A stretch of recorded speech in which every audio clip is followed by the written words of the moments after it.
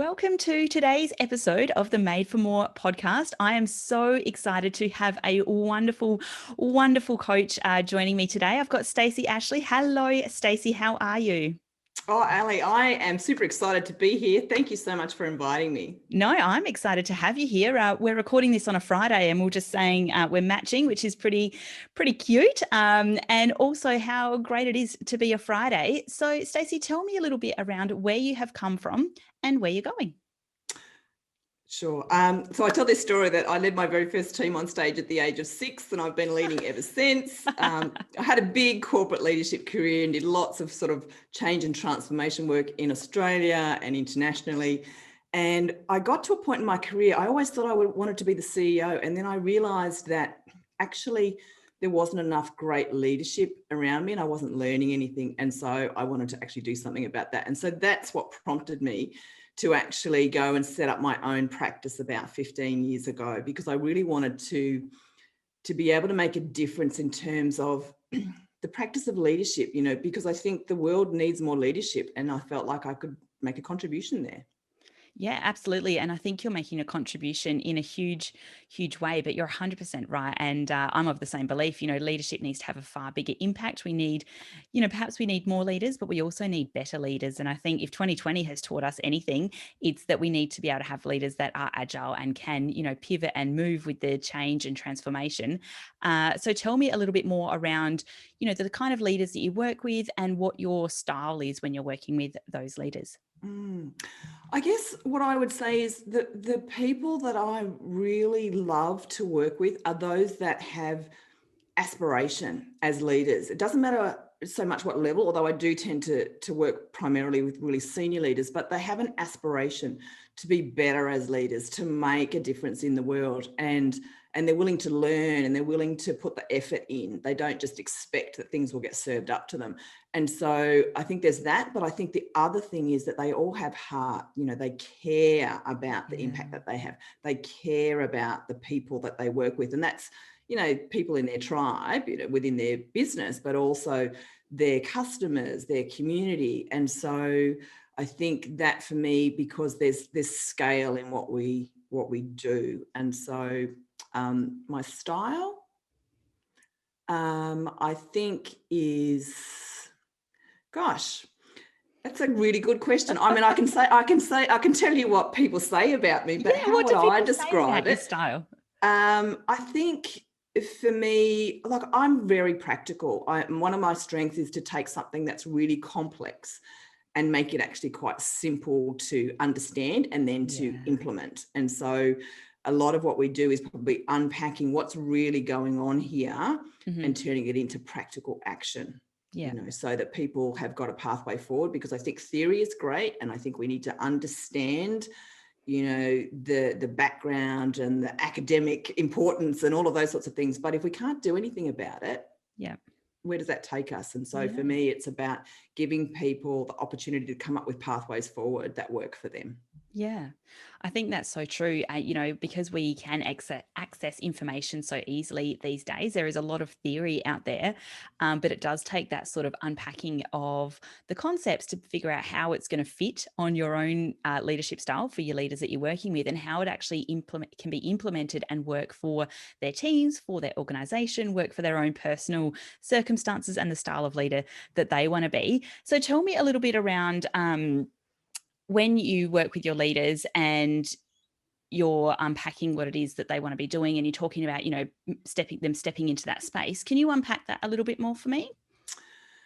Yeah, I guess if I just sort of use the analogy that they often give me. So it's what I help people to do is to get out of the trenches, I guess, where they're getting bombarded, and sort of back to strategic HQ, where they've got the time and the space to think and to create and to be strategic in terms of how they actually approach their leadership. So rather than getting caught up in the busyness and the urgency and the demands that are made on them, to actually really make much more strategic choices about how do they invest themselves, because every leader, as we know, is an incredibly valuable resource and asset, both for themselves and their team and their business. And so they have to be much more conscious, I think, about how they invest themselves in the Yeah. things that are going to make the biggest impact. And so a lot of the work we do is actually figuring that out. What is truly the important stuff, Yeah. and how do they clear the way so they can get to it? Yeah, yeah. I think that's so true. And I'm sure the listeners can certainly relate to this, because I know that I speak to a lot of leaders and they're like, I'm just so busy putting out fires. I can't come up for air to do the strategy. And I'm like, well, that's kind of how you stop the fires, is by coming up for air to do the strategy stuff. And I'm sure that you would come across the same types of things. So what would be, I guess, one of the first things that leaders need to work on or recognize within themselves? What are Mhm. some of the red flags for when they are going, oh, actually, I do need some help here? Yeah, I think a lot of it is the basics. So that whole I'm too busy, Hmm. I'm firefighting, super reactive, Yeah. don't, recognize they don't have enough time to spend with their people, they don't have any thinking time. They're only like just making deadlines, and that's because they're really pushing hard to do it, or they're not quite making deadlines. All of those things, I think, Yeah. are red flags. And it's not they're not performing, and it's not that they're not putting in super effort. Yeah. There's just a better way of being able to do it, so that they actually get to focus on the things that are, in fact, their role, their contribution in terms of their leadership, rather than kind of jumping into everything. Yeah. They've got to, typically, if I'm talking about a leader of a team, there are other people who have responsibilities in that bigger portfolio, and they need to be developed so they're able to cope and manage all of those portfolio responsibilities, instead of continuing to go, hey, have you got a minute? Could you just come and help Mm. me with this? So Mm. we need to kind of raise that expectation. I think that's Yeah. part of it. Yeah. And have really clear expectations between, this is my role and this is how I do it and stay in my lane, and this Yeah. is your role and I'm going to help you develop so that you can do that and stay in your lane. And then we're all going to be much more organized, much more efficient, and focusing on the things where we make a contribution. Yeah, fantastic. I love that. And I think, you've got so many gold nuggets in that around, pushing back on the responsibility, or I guess the autonomy, giving your team the autonomy to actually take responsibility for their own portfolios, take responsibility for their own thing. And I know that actually I was just speaking about this yesterday, that old open door policy. And Mm, whilst it's admirable, it's actually not that productive when it comes to leading people, because everyone wants just a minute. And the best thing that we can do is start empowering people. So something that you are quite passionate about, and one of your areas of expertise, is around, well, you tell me, around training leaders to actually be coaches, or incorporating coaching type styles and conversations mm. with their people. So can you talk to me a little bit around what that is? What is it when a leader within an organization is a coach? And then we'll move on to how you've implemented that in real life. Sure. So coaching, how I describe it is that leaders can have a coaching approach. So it's not the idea of executive coaching necessarily, where we sit down for an hour and we have a coaching conversation, which is incredibly valuable. But how many leaders can sit down for an hour with every person in their team and do that on a regular basis? So I think that the opportunity for leaders is in the coaching moment. Yeah. When someone comes to them and they do say, have you got a minute?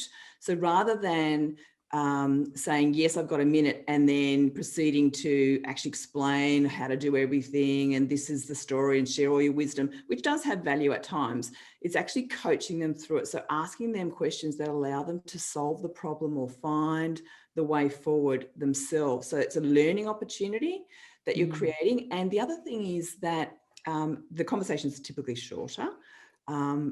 And the third thing I think that is so valuable is that it means that the leader themselves, when they're using a coaching approach, does not have to be the expert of everything. They don't need to know the answer Yeah. of everything. They Yeah. need to know how to draw the information out of the people around them, because everybody, around you as a leader has ideas and experiences and skills and strengths. And so as a leader, if you can draw that out using that coaching approach, then they are much better equipped to do their roles and to deliver on their accountabilities. And you're freed up to be Yeah. the expert of what you're the expert of in leadership. Yeah. And isn't that a sigh of relief, for leaders not to have to know everything? And I think that this is a trap for new players, is that more often than not, people will be promoted because they know something. They're the expert in their field, or they're the expert at that Mm. particular task.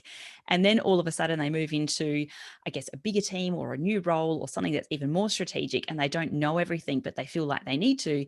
And you forget that you're surrounded by all of these other people that can help fill those puzzle pieces for what it is that you perhaps don't need to know. And I guess one of the other things that when we start, using coaching within teams, is we're actually building the capability of our team as well, because they actually start learning rather than you always being the answer giverer.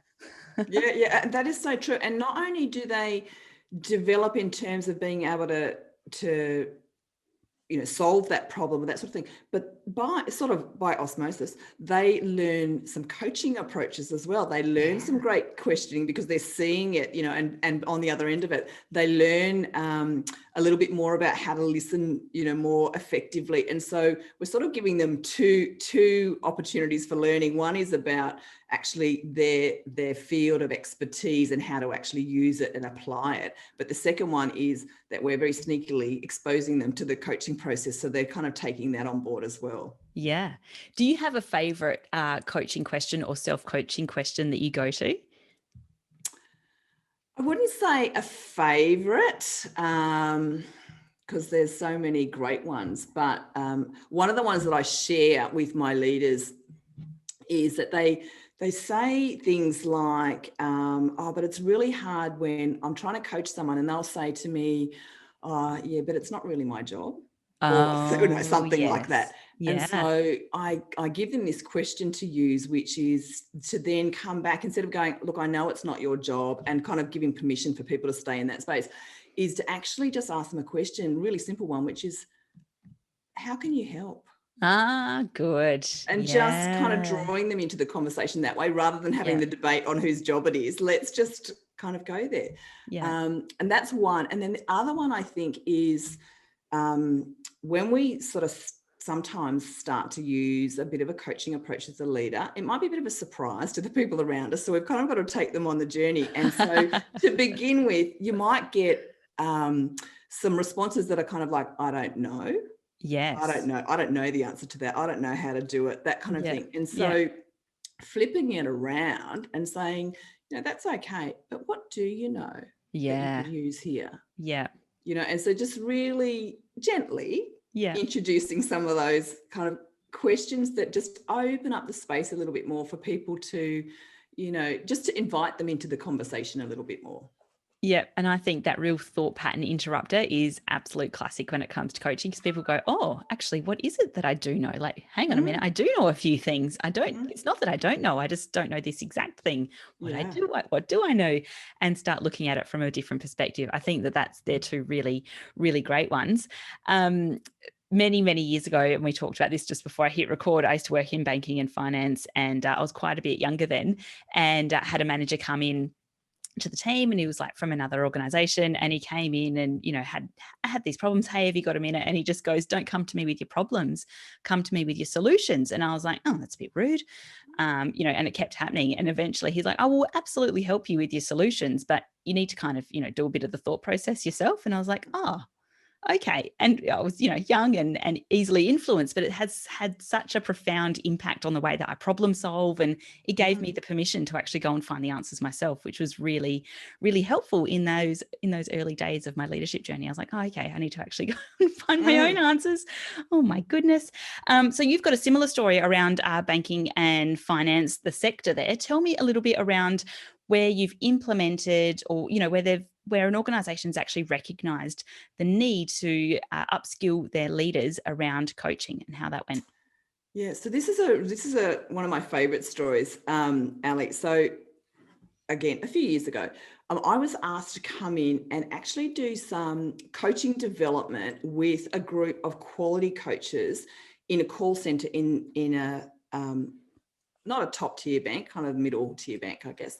And the concept was from the leaders, hey, look, we don't need any of this, but we feel like there's a real opportunity in the call center to improve the way that we're doing coaching. And so we went on a 12-month, learning journey, and these young coaches, because they were all, I don't know, maybe mid-20s, super smart, knew the call center, knew that space really, really well. And their job was to bring out the best from all of the reps in the call center. And so they kind of jumped into this program and were super willing to learn, which was wonderful. And so the result just of that process was that the coaching in the call center, the big advantage before we began was, or the big benefit that the reps saw was, if I go to coaching, I get an hour off the phone. Like that was the bonus. That was it. And so then we kind of, as those quality coaches really learned what coaching was and how to approach it differently, it turned it around into an opportunity. So rather than it being, so welcome to your coaching session, have a look at your numbers. As you can see, you need to improve this one, and this one by next week. And you should do it this way, which is a very telling, directive kind of approach, not really what I would call coaching. With a bit of education, what happened was that coaching conversation changed to have a look at your numbers to each rep. Have a look at your numbers from last week. What do you notice? What would you like to focus on? And what would you like to do about that? What's the goal you set? So the ownership completely moves across from the coach to the person being coached. Yeah. And as a result, because of that accountability and because people got to choose what to focus on, the numbers went in the right direction. Yeah. Really, really fast. It's amazing, isn't it? It's amazing. And so much so that weekly coaching sessions weren't required anymore. We went to fortnightly coaching sessions. And then even that was a bit too much because everyone was performing really well. And so they said, well, okay, we've got all these people that are really performing. As we know, in call centers, retention is a big challenge. Yeah. And so they alternated the call center coaching with career coaching so that they could actually retain the people and career path them into the rest of the organization and retain all of that wonderful kind of customer experience knowledge and that sort of thing. So that was a huge win. But for me, kind of the icing on the cake was we did a 12-month program, and then about, 3 to 6 months after that, the very senior people in the organization, the exec team, actually approached the quality coaching team and asked them to give them executive coaching. How good is that? And I think it's so noble of the execs as well to be like, we actually need to upskill ourselves in this. Yes. We need a bit of coaching. Yes. Sorry, carry on. Oh, it's just, I was going to say, I've got goosebumps. I get goosebumps every time I tell that story. But you're right. They recognized the impact that it was having. And they were like, actually, you know what? We need to honor that and we need to actually take action on it. Yeah. That's so fantastic. I love that story. And as I mentioned, I've got a background in banking and finance. So anything banking or finance related is, pretty close to my heart. I still hold on to that. So tell me a little bit around what were some of the things that the quality coaches had to unlearn before they could relearn coaching, air quotes, the right way. Yeah. This is, and it's not exclusive to this group. This is what I find when I'm teaching people to coach a lot. Yeah. There's a couple of things. One is, the desire to help typically manifests as I'm going to tell you how to do something. And so it's about kind of reframing it for yourself to go, I'm still helping, but I'm doing it in a different way. So instead of telling, I'm going to ask. And it is a new skill set because most people are really good at mentoring. They can share their story. They can tell people how to do things. And so it comes much more naturally. Whereas I think the coaching approach takes a little bit more focus and kind of conscious skill acquisition and application. So that would be one of the big ones. And then I think the other one is probably, simple as it sounds, just elevating the listening. Oh, that's so good. And so true. Have you got any tips for anyone that needs to elevate their listening? Yeah, I think, just do it is the first one. Practice makes perfect. I think that it's such a hard thing to do. So being conscious of it, that's the very first thing. How well am I listening? What am I hearing? What am I noticing? And when you have that urge to speak, actually don't. Mm. Wait a little bit longer to see if anything else is going to be shared with you. Yeah. So I sort of resist the first urge to jump in and say something. Yeah. And I think I don't know who said this, but it was the listen to understand rather than listen to respond. And when you start, thinking of it that way, it gives you a really different interpretation of what's being said as well, isn't it? And I think it's so true as leaders, we always try and jump in and save our people and problem solve. And that's probably why leaders are in the position that they are, because they're very proactive in problem solving. However, to be effective as a leader that's also coaching, you actually need to push pause on all of that jumping in and let your people figure it out for themselves. I think that that's an amazing outcome, and for those quality coaches to be able to turn their own learning around and turn the results around, and then also have the exec team to recognize that, is absolutely incredible. The power of having coaching within your leadership team is so powerful for organizations. So before we finish off, we've got a few things to talk about as well. What would be your top 5 tips to leaders, upcoming leaders, existing leaders? Yeah, I did give this a bit of thought, and it was really hard to narrow it down to 5. Just 5, I know. Sorry. Yeah. So I think number 1 is first lead yourself. So why would I follow you if you are not actually sort of stepping up as a leader? And that can be everything from self-care to decision making to being organized, but all those things that are you being a leader. And like, it starts here before you really should expect that others might choose to follow you. Yeah. So that's number 1. Number 2, I think, is really around the concept of the practice of leadership, and that's about learning. Like, you need to continue to learn and apply and experiment, and continue to elevate your own practice of leadership so that you've always got something to offer the people that you serve. Yeah. Third, I think, is that all leaders have a responsibility to create more leaders. Absolutely. And so that is, mentoring, modeling, coaching every day. Yeah.